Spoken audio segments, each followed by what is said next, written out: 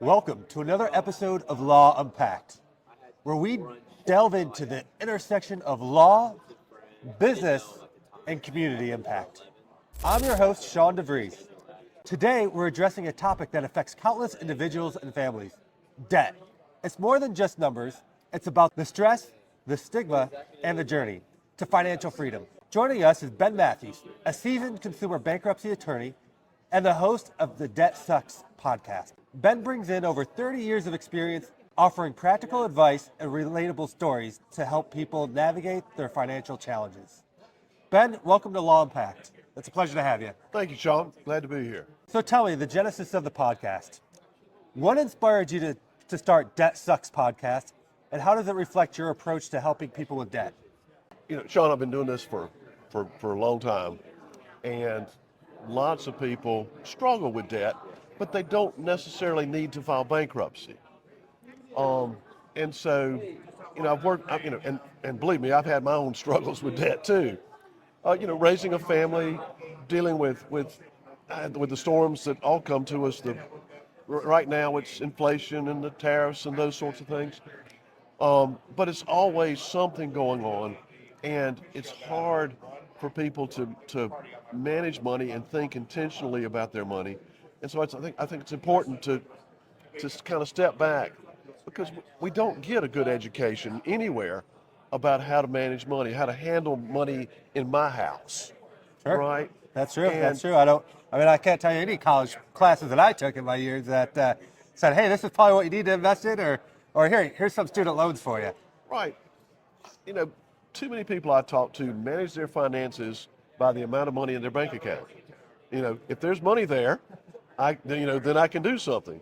And you need to have a little longer window, and you've got to be thoughtful about it. But it's tough because money comes with lots of emotions, right? I mean, we're at a conference here where we're trying to learn about our craft and meet other people. But there are some people that are here just because they need to be able to show off that I'm here, right? And I'm successful because I'm here, when maybe they can't afford it. So it's challenging in that way, the emotions of it. Yeah, which kind of leads me right into my next question. Debt often carries a heavy stigma. How do you approach this issue to help listeners feel empowered rather than ashamed? Well, I start with what I call the brutal money breakdown. Okay, and that is what's coming in, what's going out, and then what's left, or is anything left? But you can't go anywhere in your financial journey until you have those numbers and you know what it is. And people are afraid to look. And it's it's the horror film mentality, right? If I don't see it, it won't hurt me. You need to see it, because it's you need to understand that, hey, I spent $50 on Uber, on DoorDash last month. No, I spent $150. Yeah. That $100 could, you might want to redirect it. Well, a lot of people just don't want to talk about it at all, right? I mean, Correct. they'd rather just not look at it. And that may be my approach is, I'd rather not see what's in it. Let me just keep going. But that's the thing. If you can step back and take a little bit of time and just a little bit and be intentional and thoughtful about your money and about how you spend your money, it will make a huge difference. Because that one DoorDash a month, it might go somewhere toward paying off a credit card, might go toward what I call creating a shit happens fund. Right? I want you to get $100, $200, $500 in a shit happens fund. Why? Because shit happens. Your dog's going to eat something, right? Right? Your dog's going to eat something. You're going to lose a tire because somebody left something in the road, and shit's going to happen. But rather than having your shit happens fund tied up in a credit card that's charging you 30% interest, you've got a couple $100 here. You use it, rebuild it, right? Keep building the shit happens fund. When it's large enough, pay off a credit card, right? But it's about creating a habit that you're putting some money aside. And today, you can do it automatically. You can tell your employer, send it to this account. You can put it in your account and tell your bank to send it to this other account, right? Automatically, you never see it. And if you never see it, it's harder to touch. Sure. Now, don't tie that other account to your debit card. Okay? Because You mean I can't just keep swiping? no. This is, we're talking about the shit happens fund, right? We're not talking about your new video game system fund, right? Okay? So, I mean, but again, it's just a little bit of a mind shift. It's just a little bit of stepping back and thinking about how you manage money, about what comes in, what goes out, and understanding that. Because, look, I have fun. I want to have fun. I want you to have fun. You should enjoy your life. But, you can have more fun with friends over and everybody bring something to throw on the grill or whatever, right? And have fun with that than spending $1,000 on concert tickets. Now, the concert tickets will be good, right? But there's choices. And if you Sure. make those choices now, then you have choices later, okay? Whereas you might not have choices later. I think about it this way, right? A dollar comes into my account, and if it's going to a credit card or to a bank or to a loan, right? That's not my dollar. And if I can work down through a way, we've got some systems, we got 2 or 3 different plans you can use to work through paying off your debt. But then when that dollar comes in, then it's mine, right? And at some point, I can choose whether I want to save it for something else, whether I want to invest it. But I then have the choice. It's not a choice I made last week. When we started with the stigma, we all did that and still do it, right? And that's okay, but it's about learning how to be thoughtful. Again, it's thoughtful intentional. It really is. Well, you've developed tools such as the Debt Sucks Plan scorecard and the rock pile method. Can you explain how these work? And you already went into the Debt Sucks Plan, but what is tell me what's the rock pile method? The rock pile is really just, I want you to sit down with your debt and list it out. What's the balance? What's the interest rate? What's the minimum payment? For everything, right? Don't forget your buy now, pay later things. I mean, Sure. Right? Gosh, I had a When preparing for clients, that's everybody forgets the buy now, pay later. I had someone call me, she had 12.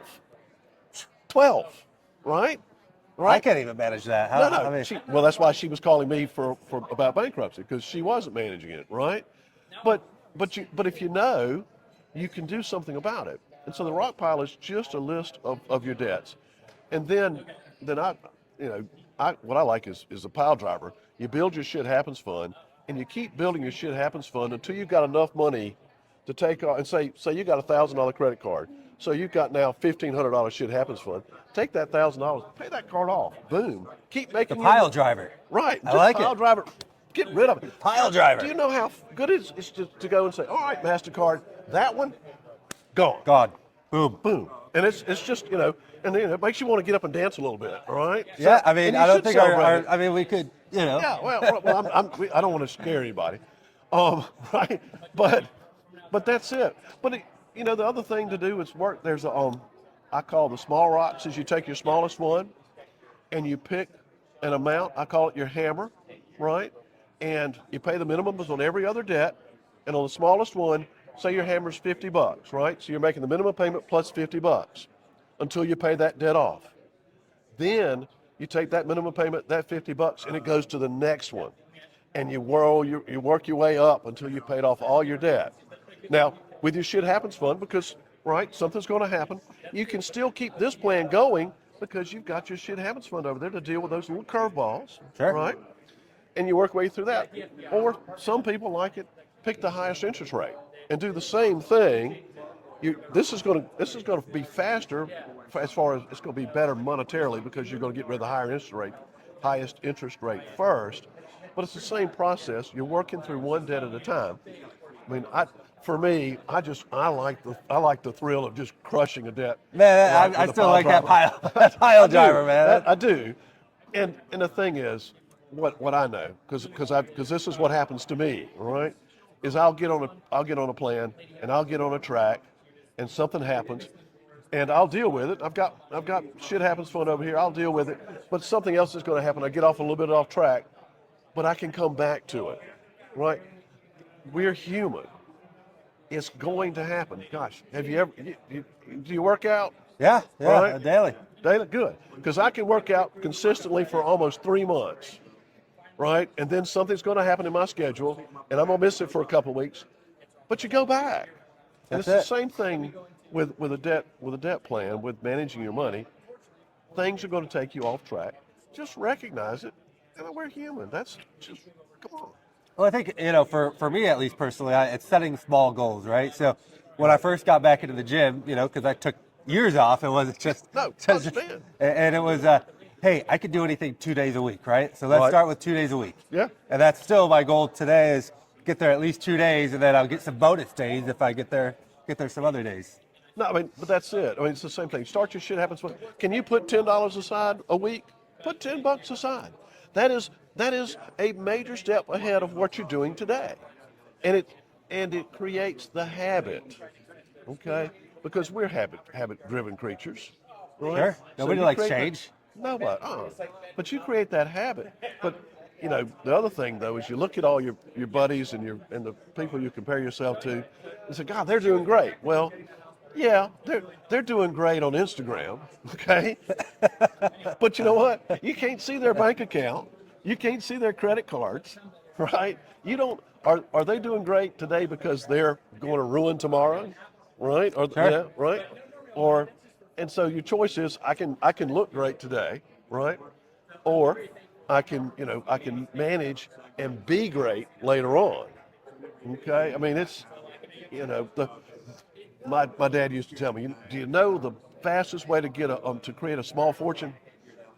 Start with a large one. Okay? If that only worked for the everyday people, right? Right. Well, but I mean, it's easy to be flashy. It's easy to flex, right? But how are you doing it? And unless you know unless you can see through them, right? You don't know how they're flexing, and it doesn't. So therefore, it doesn't matter about their flex. It doesn't matter about how they look. What matters is how you're doing, Sure. and that's So that's, to me, figure that part out. Well, let me ask you this. In your episode, A Simple Mindset Shift for Financial Freedom, you discussed the importance of perspective in financial management. How can changing one's mindset impact their financial journey? Oh, that's what we were just talking about. That is building the habits, right? It's understanding that what it looks like on the outside for someone else is not what it's like necessarily for them, and how am I managing me, so that the mindset isn't focused on what it looks like to what it looks like to other people. It's what it looks like to me. Being rich, being wealthy, being financially free is the mindset of not having the stress, of the mindset of understanding where my money's going, where it's coming from, where it's going, and then planning for it to be there. So that when I go to make a decision, right, I've got choices. And it's the choices that give me the freedom. It's like, so that the dollars that come in, some of them are allocated, right, they might be allocated to debt. But if we can lose that, then I can put that money toward my kids. I can put that money toward my future. I can make choices that I, don't otherwise have. Sure. Right? Too many people get their paycheck and they worry if their paycheck's going to make it to the end of the next pay period. That's true. You see it every day, right? Every day. And so changing how you think about your money and understanding how you think about your money will change that, so that you have the freedom then, so that then you've got something at the end of the pay period that you can decide about, rather than having already made decisions about it earlier. So in the Financial Speed Trap episode, you highlight systematic issues that keeps people in debt. What are some of those common traps, and how can individuals avoid them? Well, one of them is the minimum payment trap, right? Where the credit card companies make it easy for you to make the minimum payment, right? But that way, the minimum payment maximizes their return. If you make just the minimum payment, you're paying them a lot more money than you have to by making an extra payment on it. But it's too easy, right? You get the bill, look at the bottom bill. Oh, it's $35, right? Well, we'll pay $35. Well, that 35, maybe 5 goes to principal, right? And you're going to pay that. Well, one example, you put $5,000 on a card, it's going to take you almost 10 years making the minimum payment, and it's going to cost you $12,000 making minimum payments, right? And that money, or some of it, could be going into your pocket if you just paid more or used one of the pile driver, big rocks, little rocks methods, and there are other methods available. Pick one that works for you. As a bankruptcy attorney, how do you determine when bankruptcy is the appropriate course or action for someone to take? Sean, that's an excellent question, because what we do is we'll do a consultation, and I want to find out particularly, is something in danger? Is your home in danger? Is your vehicle in danger? And because those things put you and put your family at risk. And so if we've got those situations going on, have something happened in that person's life that's changed their situation to where they were managing fine until they lost a job, had a divorce, had a major illness, and so now what was manageable, a few months ago is no longer manageable in a circumstance that's likely to stay that way for a while. So I don't find many people come to me because they went out and decided to have a good time and say, oh, then I can get rid of it. What I find are people who are struggling because they've had some serious hardships. And we're there, to walk through that process and figure out what's going to work, what we can do for them. And sometimes, try to guide folks to make difficult decisions. Sure. Right?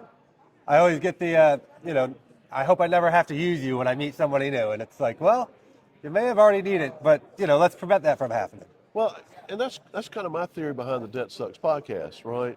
Is that if I can teach you to manage so that you don't need to come use my professional services, that's great. It really is great. Somebody asked me, oh, that's going to hurt your practice. I said, no, it's not.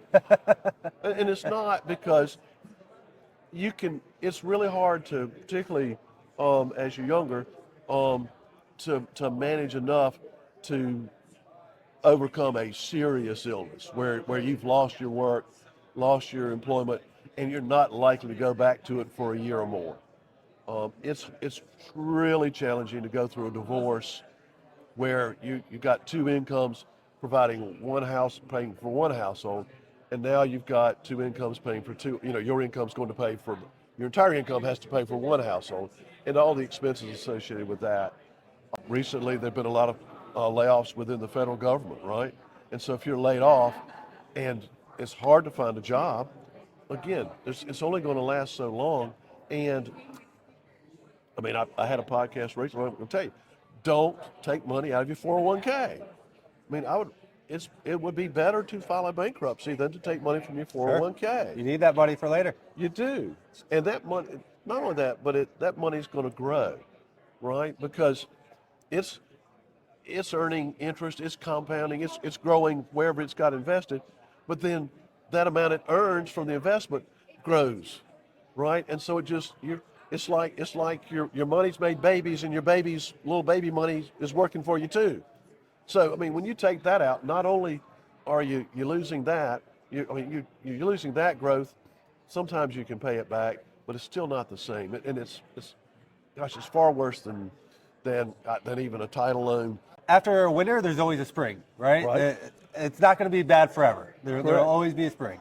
So how do you see the role of community and education in preventing debt and promoting financial literacy? The role of bankruptcy is to reestablish people as productive citizens, okay? Tax-paying productive citizens, because the financial stress of debt will hurt you in every area.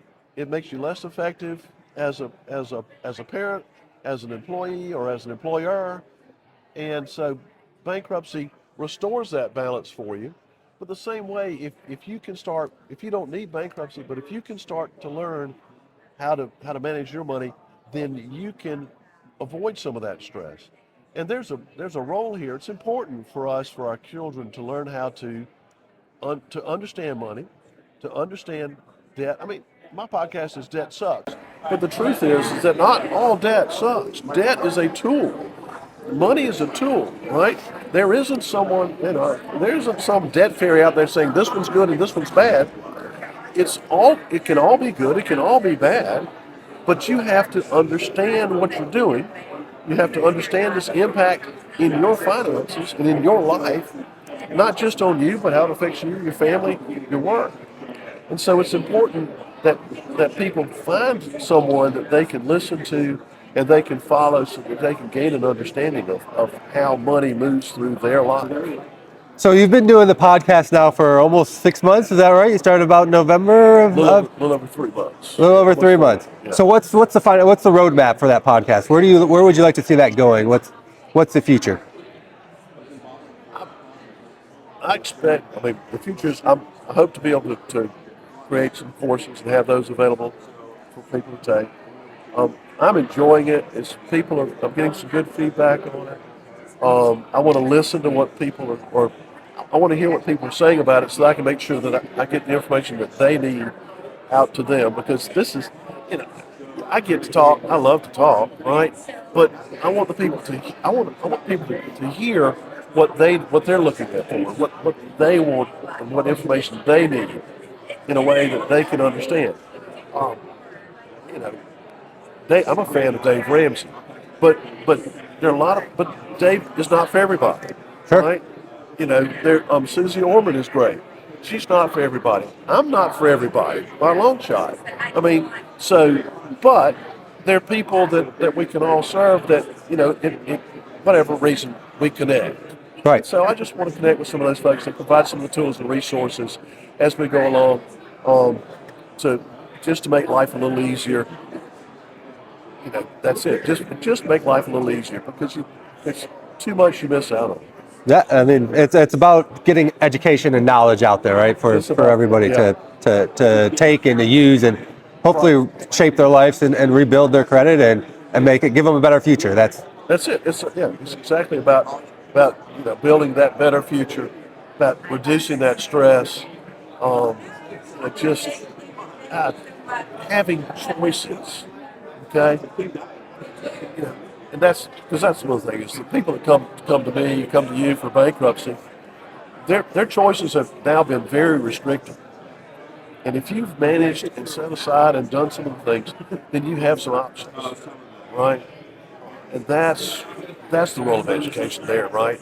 That's what I want to see. I want to see people take this and be able to build a place where they've made their decisions about what they want. Maybe they want to have a dream vacation, right? Maybe they want a home, right? Maybe they just want to play golf all day at age 55, right? Hey, what's that dream? And is the way you're managing your money now getting you there? and that's it, right? And at the end of the day, is your plan working? But too many people don't have a plan, and they don't even think that they need a plan, because no one has said to them, "You need a plan. You need to understand." Sure. Well, I like to say with Mike Tyson, right? Says everybody has a plan until you get punched in the mouth, right? Yeah. And so you have to adjust. You have to. Well, that's the shit happens for, right? Sure. So, but yeah, exactly. But he also, I promise you that, because you look at it, and I read a lot of history, right? And you have a plan, and it's that plan's fine until the first shot is fired, till you get punched in the mouth. But then, because you have a plan, you can pivot and adjust your plan. If you don't have a plan, you don't have a path. So you can get knocked off your plan and still get back to it. And that's the way life works. You're going to get knocked off your plan. It will happen, right? And it will happen again.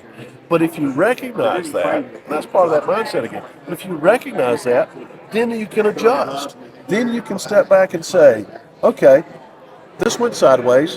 Where am I going now? And you can go back and adapt your plan to where you are now. But if you don't have a plan, you're kind of out there wandering through the woods. I highly recommend tuning into the Debt Sucks podcast. You can find it on Apple Podcasts, Spotify, YouTube, and other major platforms. Ben, thank you again for joining us. It's been a pleasure. John, thank you.